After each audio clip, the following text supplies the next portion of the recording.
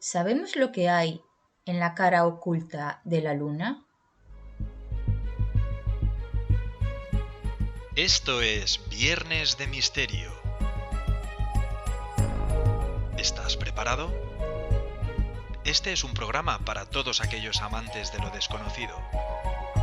Te invitamos a pasar la puerta y sobrecogerte con los temas más terroríficos e impactantes de lo sobrenatural.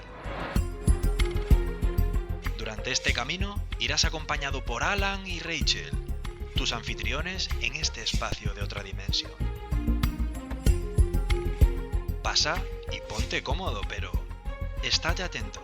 Aquí cualquier cosa puede ocurrir.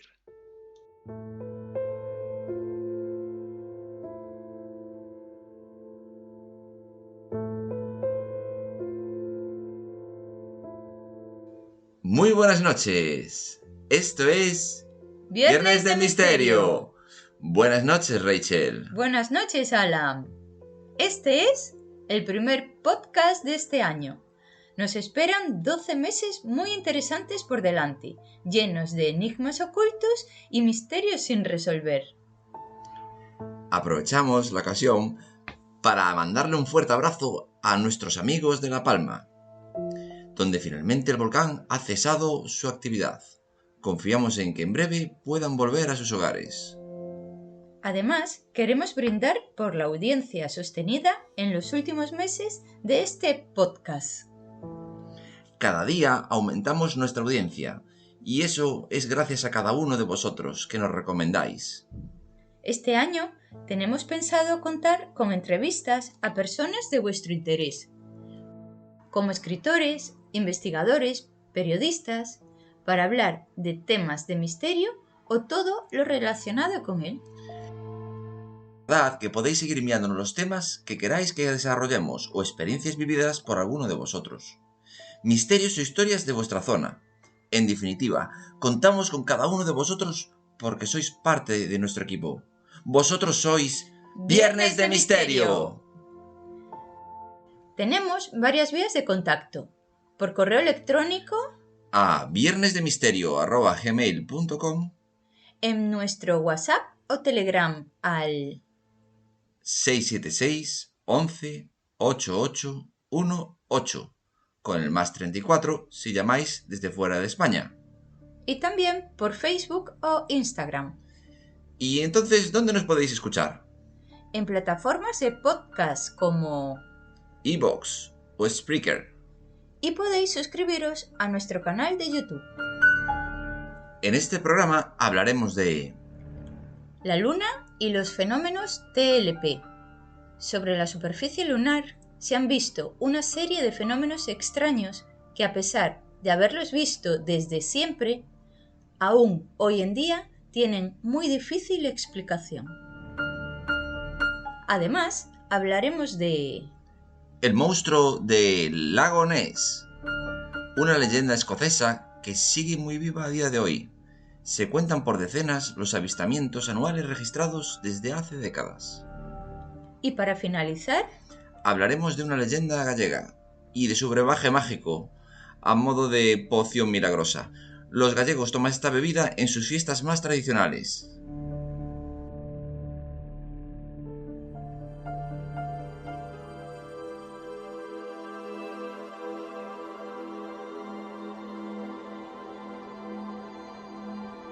La Luna y los TLP, fenómenos lunares.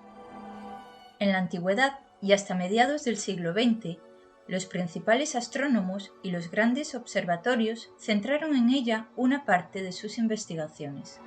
Y en la actualidad ha vuelto a saltar a la palestra debido a nuevos alunizajes de otras grandes potencias como la China.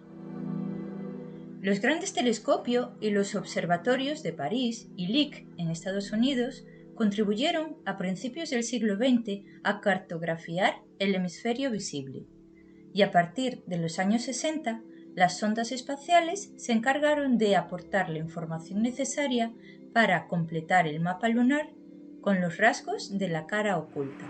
It's one small step for man,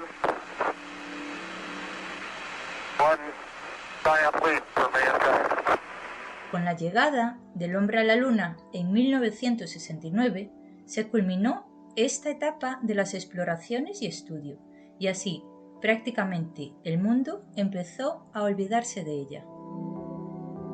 ¿Alguien podría pensar que quedara algo por descubrir en este polvoriento satélite de apariencia inerte? Pues sí, de hecho, la astronomía tiene pendiente allí otro de sus grandes enigmas, como es la naturaleza de los TLP. Los TLP son las siglas en inglés con las que denominamos a todos los fenómenos lunares transitorios. Estos fenómenos son luces o resplandores y oscurecimientos locales que se observan en la superficie del satélite. Pueden durar de 1 segundo a varias horas y suelen aparecer en lugares más o menos fijos. Sobre todo se ha visto en el cráter Aristarque y sus alrededores, donde se cuenta con más de 1/3 de las apariciones, el 35% de las veces. La primera vez que se tiene noticia de estos TLP fue en el verano del año 1178, donde varios monjes observaron desde la Catedral de Canterbury, en Inglaterra, un espectáculo increíble. La luna, que estaba en fase creciente, comenzó a arder en su borde y escupió enormes llamaradas y chispas varias veces. Con toda probabilidad, lo que vieron fue una nube de polvo y roca desprendida por el impacto de un gigantesco meteorito en la cara oculta.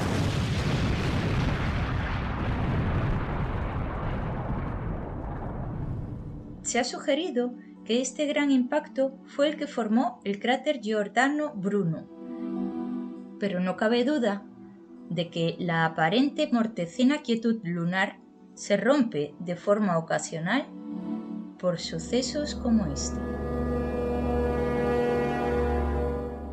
Otros famosos astrónomos que han sido testigos de estos sucesos, como el mismísimo William Herschel, descubridor de Urano, que en 1783 creyó ver un repentino destello rojizo en el hemisferio no iluminado de la Luna.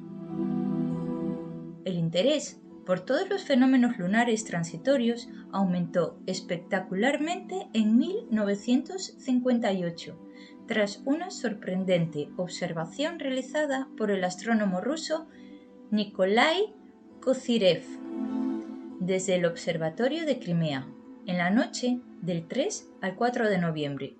Cuando se encontraba estudiando la Luna, vio cómo surgía una nube rojiza del interior del cráter Alphonsus. El astrónomo ruso difundió la noticia entre los observatorios internacionales, y en ellos se produjo un gran revuelo y se despertó el interés de otros investigadores por el tema.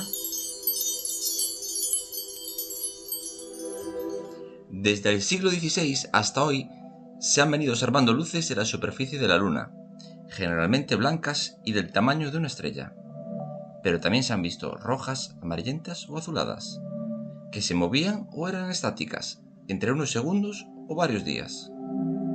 La NASA recogió en 1968 un listado de 579 incidentes bien documentados, recogidos entre 1540 y 1967. La Luna, que es nuestro satélite, a pesar de ser un mundo geológicamente muerto, sin atmósfera, y tratarse de un gran pedrusco muerto, encierra sus misterios. Para ser nuestro satélite es anormalmente muy grande, tiene un campo magnético irregular y hay agua en contra de todo pronóstico. Además, están estas TLP, que cuanto más se ha investigado acerca de ellas, mayores dudas surgen y más es lo que se oculta.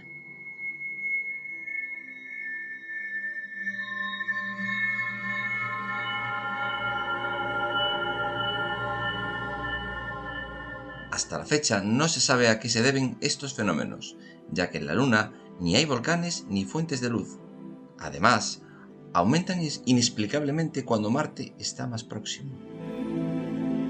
Durante el vuelo del módulo espacial estadounidense Eagle, que se encontraba en órbita alrededor de la Luna, en Houston se recibieron varias llamadas de astrónomos aficionados que informaron sobre la presencia de luces en las inmediaciones del cráter Aristarco, muy cerca de donde pasaría la nave. Así que Houston le pidió a Neil Armstrong que se asomara a la ventanilla y que dijera lo que él veía. Y el astronauta informó sobre un área considerablemente más iluminada que las zonas de alrededor. Parece que tiene algo de fluorescencia, dijo. Pero la NASA nunca se pronunció sobre este fenómeno, a pesar de que los niveles de radioactividad de la zona eran difícilmente explicables. Y así, a lo largo de la historia, tenemos las anotaciones de muchísimos astrónomos de renombre de los más importantes observatorios de todo el mundo, donde relatan un sinfín de estos extraños fenómenos. En el siglo XVIII contamos con las anotaciones de Antonio Ulloa, de Gruithuisen y Tempel. En esta época se produce quizás el avistamiento de TLP más grande de todos. El día 13 de mayo de 1867, en el cráter Plato, se observan luces agrupadas entre 4 y 21. Estas luces fueron observadas por numerosos astrónomos. Algunos de ellos indican que mientras varios puntos de luz se hacían más brillantes, los demás perdían intensidad. Hubo quien llegó a pensar que las luces estaban siendo manejadas por seres inteligentes. Y así, un sinfín más de avistamientos, en 1931, en el 37, en el 44, en el 50, en el 58, en el 63, en el 69. Para hacernos una idea más clara, podemos hablar del hecho ocurrido en 1879, donde la Real Sociedad Astronómica Británica cursaba una circular a los astrónomos miembros. En ella se pedían informes sobre cualquier observación anómala en la Luna, y en poco tiempo se vieron inundados por una enorme cantidad de relatos que hablaban de luces que recorrían los cráteres, erupciones volcánicas y explosiones. En 2 años recibieron más de 2 millones de informes, de modo que, colapsados ante tanta cantidad de datos, cancelaron la investigación y no emitieron ninguna opinión concluyente sobre el tema. ¿Cómo son estos TLP?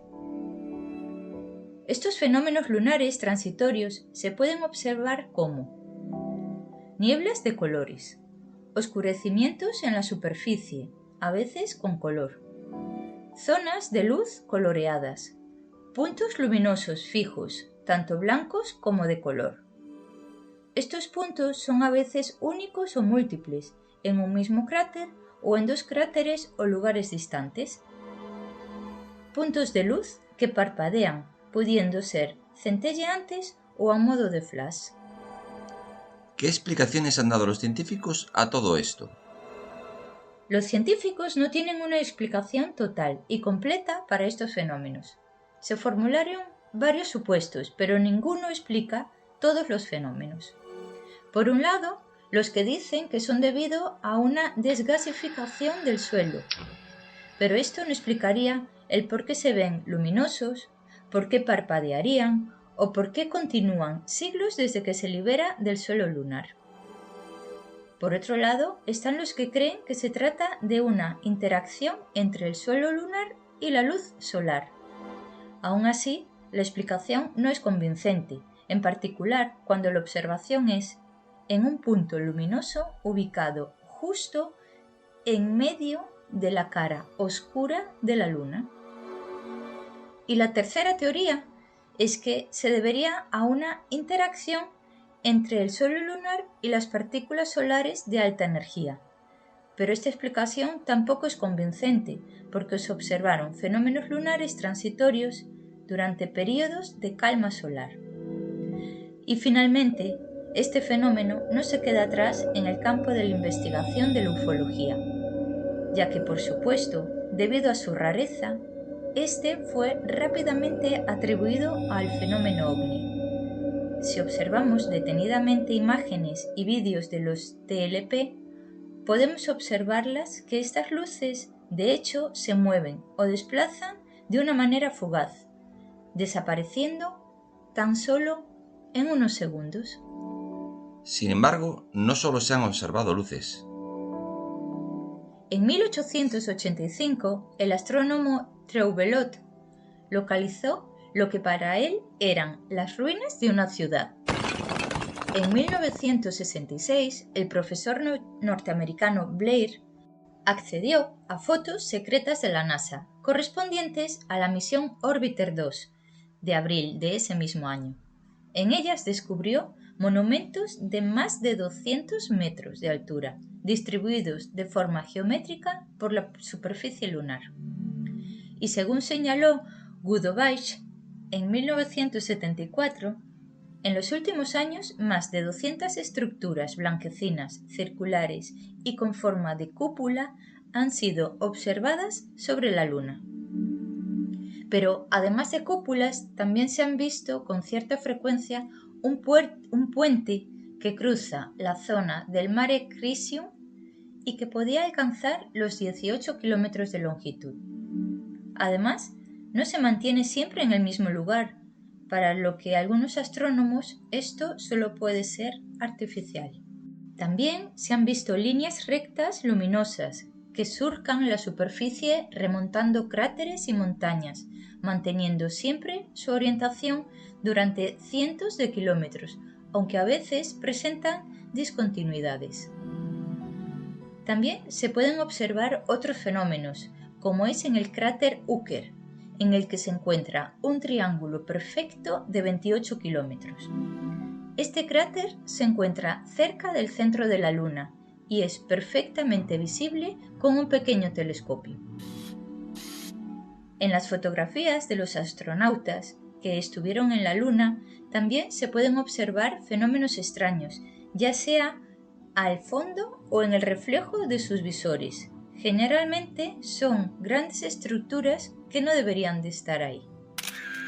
Todo esto, unido a las observaciones de los astronautas y a las imágenes de vídeo captadas desde los módulos espaciales en las que se pueden ver objetos volando en sus inmediaciones, nos da la impresión de que tenemos un satélite nada aburrido y del que todavía podemos sorprendernos.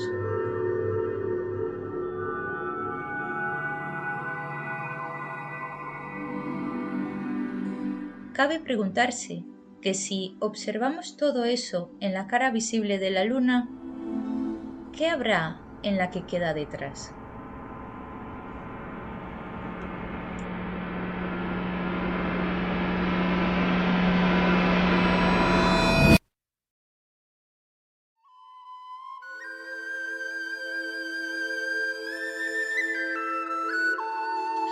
El lago Ness, Escocia misteriosa.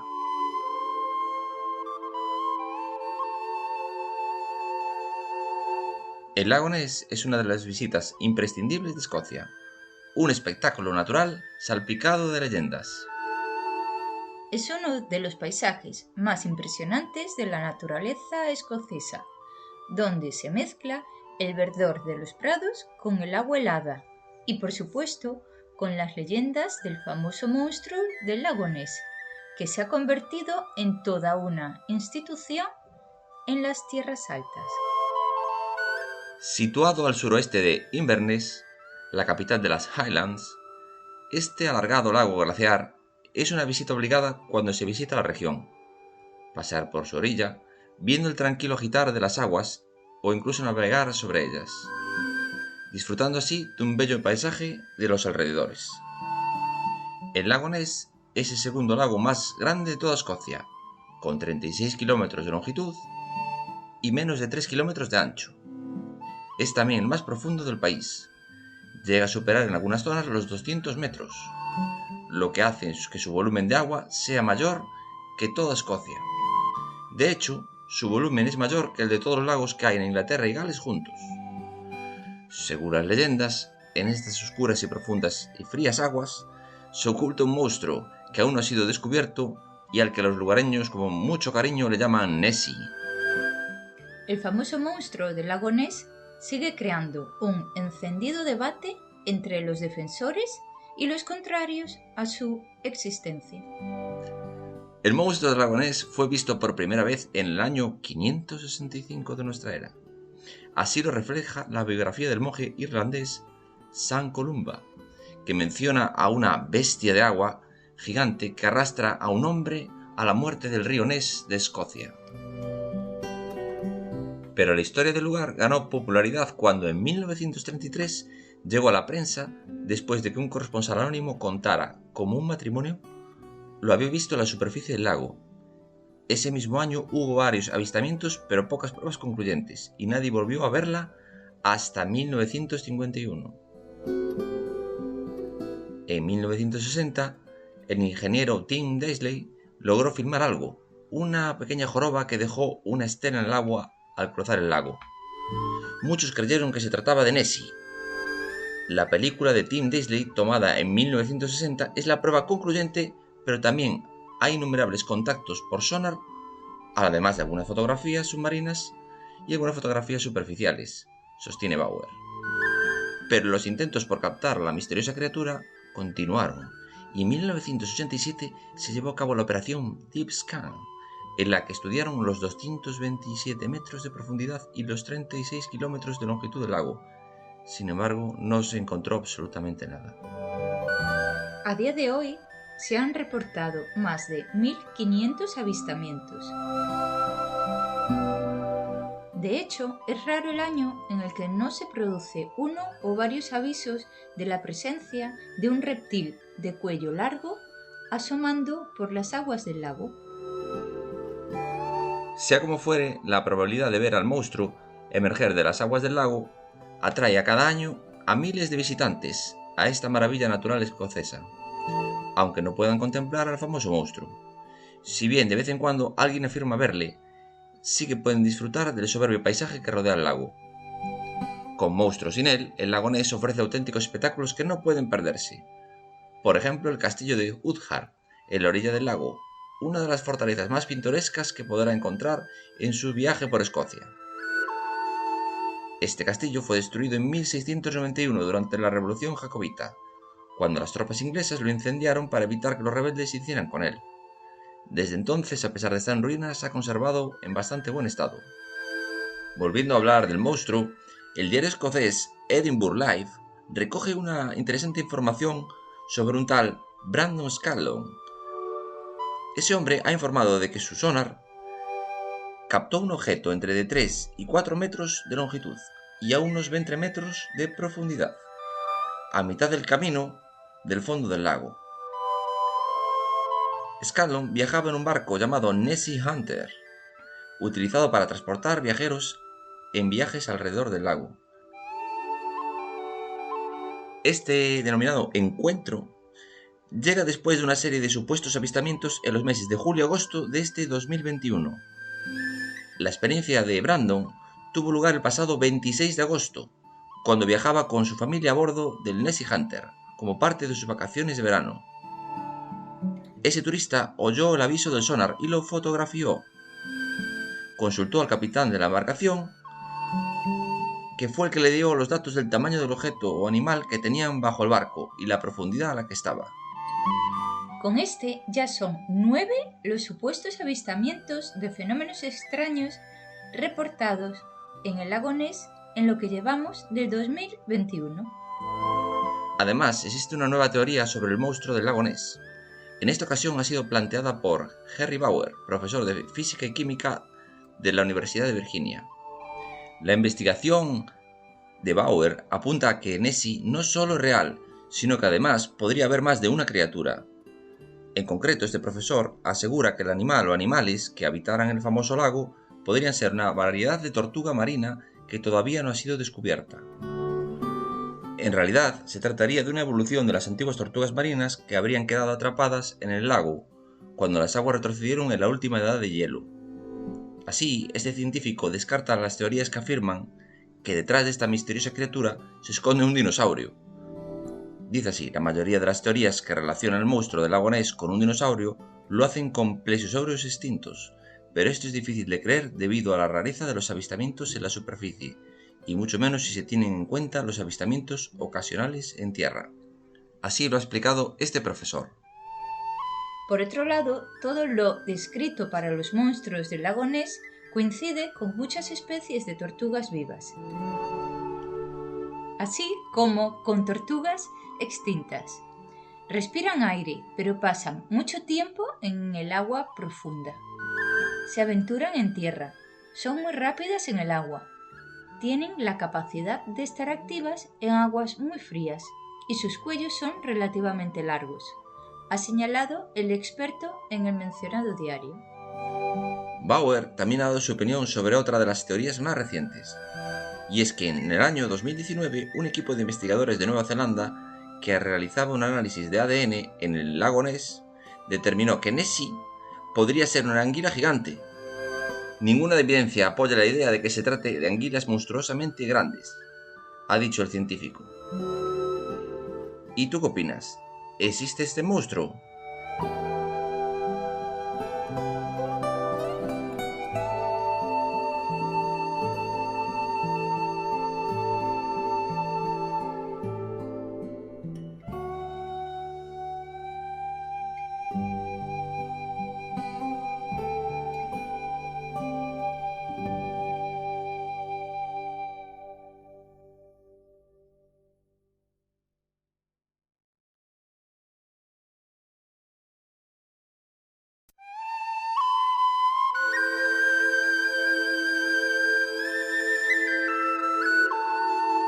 A queimada, tradición gallega.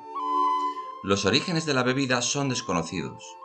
Popularmente, a la queimada se le atribuyen orígenes celtas, pero, según afirmaciones de estudiosos en la materia, esto sería imposible, ya que la destilación del aguardiente en Galicia no puede ser anterior a la introducción del alambique, de origen árabe, a partir de los siglos XII o XIII, ya en plena Edad Media. Asimismo, el azúcar de caña, uno de los ingredientes fundamentales, también lo introdujeron los árabes en la península ibérica.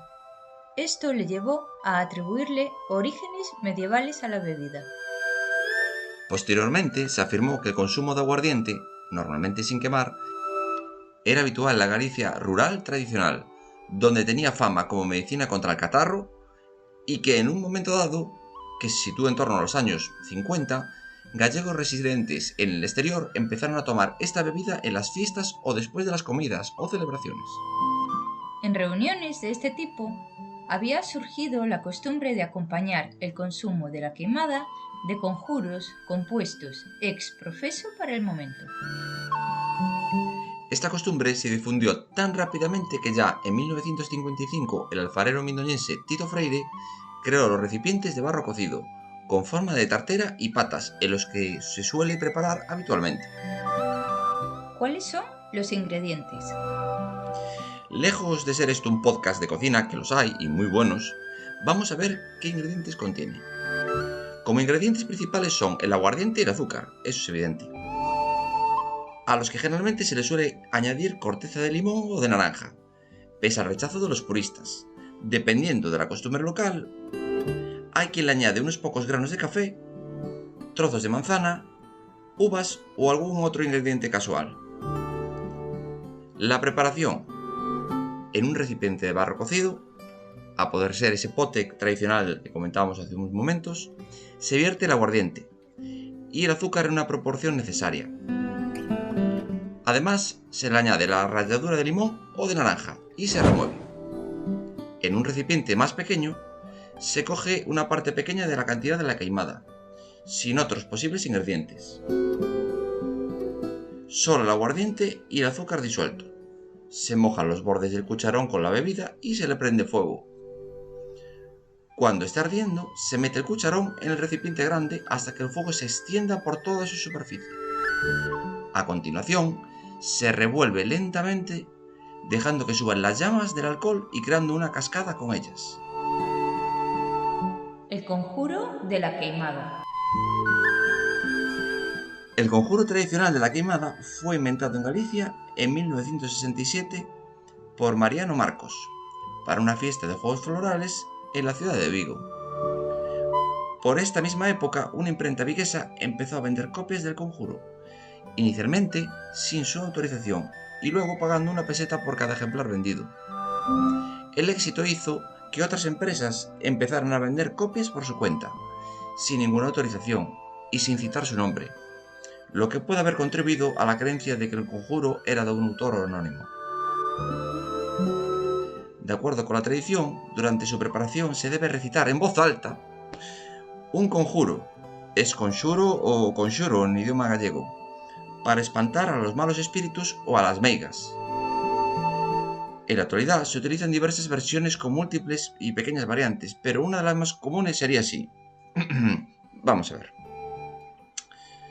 Muchos coruxas, sapos e bruxas, demos trasnos e diaños, espíritos das nevoadas e veigas, corvos, pintegas e meigas, rabo orgueito de gato negro, coruxas e todos os feitizos de menciñeiras, podres, cañotos furados, fogar de vermes e alimañas, lume da Santa Compaña, mal de ollo, negros meigallos, cheiro dos mortos, tronos e raios, fuciño de sátiro e pé de coello, ladrar de raposo, rabiño de martuxa, ouveo de can, pregoneiro da morte.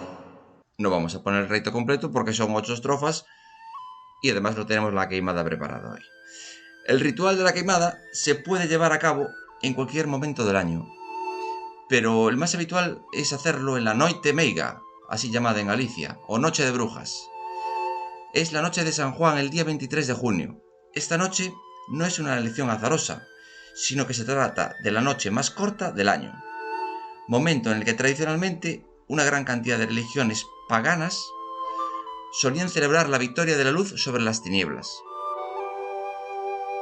Una queimada suele celebrarse entre amigos o en reuniones informales, aunque ahora son muchos los restaurantes que organizan sus propias queimadas gallegas para ofrecer a los visitantes la oportunidad de participar de un evento absolutamente único. ¿Os apetece hacer un conjuro? ¡Os invitamos!